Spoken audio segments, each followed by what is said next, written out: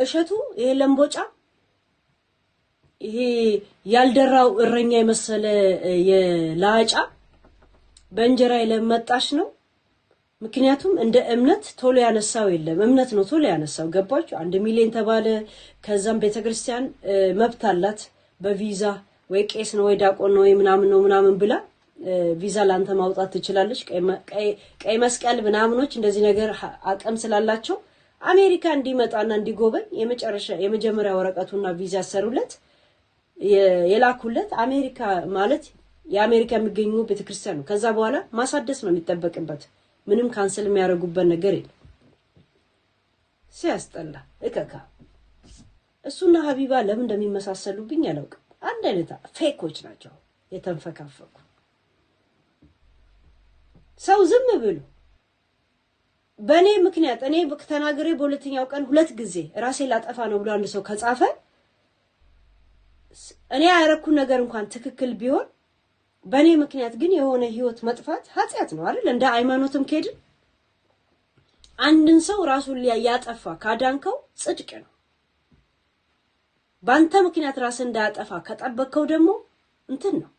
ባንተ ምክንያት ካጠፋ ደግሞ ኃጢያት ነው። ያ እንኳን ኃላፊነት የተሰማ ሰው አይደለም። እንደ እምነትም እንደ ስብዕና እንደ አንድ ዜጋ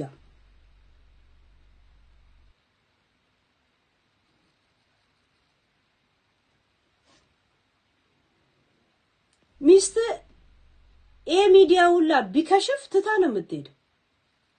እያንዳንዱ ኢንተርቪው ሲሰጡ የምትናገሩት ንግግር እንደዚህ ያረግልሻለሁ ይለኛል እሱን እየጠበቅኩ ነው የምትለው ኢንተርቪው ላይ እያንዳንዱ ነገር ሲጀመር ማች እንኳን አታረግ። አንተ የሷ አረኛ ነው የምትመስለው የሆነ ላጫ ቫዝሊን የተለቀለቀ ነፍጣም ማለት ነው።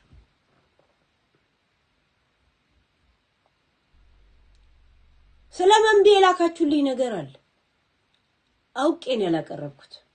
አውቄ መንቢ የምታረገውን ይሄ ብላችሁ የሷን እንዳለ መረጃ ላካችሁልኝ። ከምን አይነት ወንድ ጋር እንደምትሄድ አሁን የማፍቅረኛ ናት ማን እንዳሳሳተች የትኛዋ ሴት እንዳለቀሰችበት ነው አላቀርበውም። በዚህ ሰዓት አላቀርበው ያ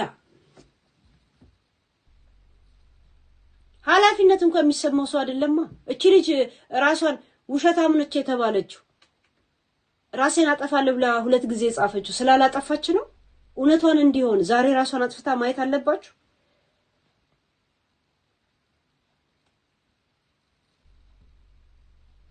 ያ በጣም ትውልድም ገነባ ኃላፊነት ሃይማኖት እንደዚህ ብሎ እንደዛ እንደሚንጫጫው እንደሚለፋደደው ምንድነው? 1 ሰከንድ እንኳን ኃላፊነት አልተሰማው።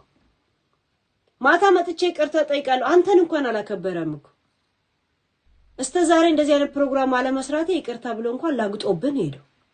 አይ ሰው ጤፉ ስትሆን ሰው ገለባ ሲሆንብህ ሁሉ ነገር እጅ ላይ ሰበሰብክ ሲመስል እንደዚህ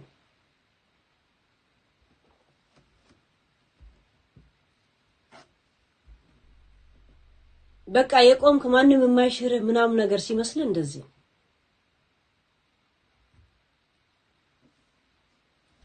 እሷም በሁለት እግሩ በእርግጠኝነት የቆመ መስሎታል። ላጫ የእውነት የደሃ መንፈስ ካይምሮና ከፊቱና ከአካሉ የማይጠፋ ሰው ያዩት እሱ ነው ያዩት። ይኸውልህ ዘንድሮም ቫዝሊን ተለቅልቆ የሚመጣ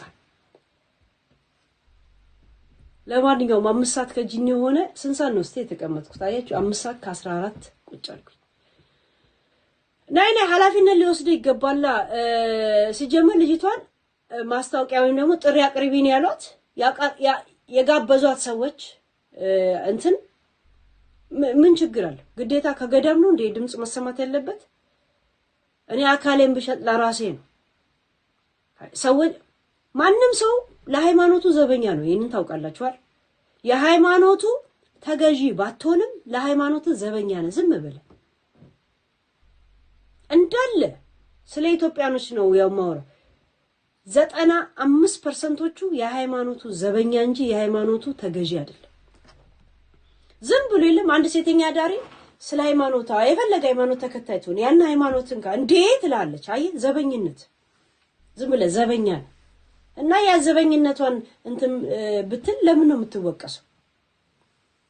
ገዳሙ ራሱ ጥሪ እንድታቀርብ የጋበዛት ያላፈረባት አንተ ማን አባ ስለሆንክ ነው? ከገዳሙ የበለጠ ጽድቅ እየበዳ ያደርክ ማለት ነው። እከካም ቆሻሻ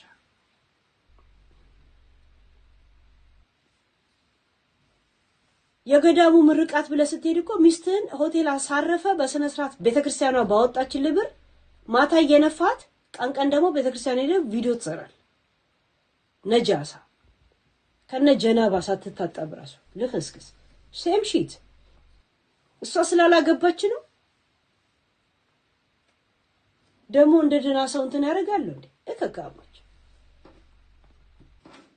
እከደከን ነበረ ብትወቅሰው በአሁን ታይም ካንተ ጋር መቆመው የነበረው አንተ ብሎ ይሄ ማን አንተ ለኦርቶዶክስ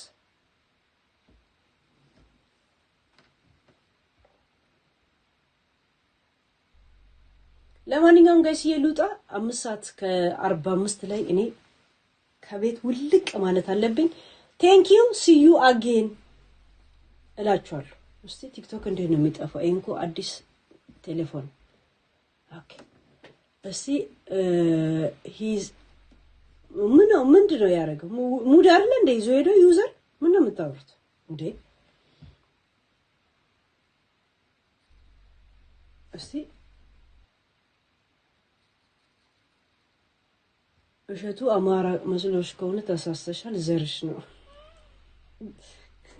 ከእንደዚህ አይነት ቆሼ ቆምቦሮ ይጋንኩ ነው ጋይስ ቁጭ ብለን ዲስከስ ምናወራው ፍየል ወዲ ቅዝምዝም ወዲ ያለ ሰውየው ሰውት ጋይስ ምን እንዳለ ሰማችሁ? ዘርሽ ነው የኔን ዘር አታውቀው። እንደገና ደግሞ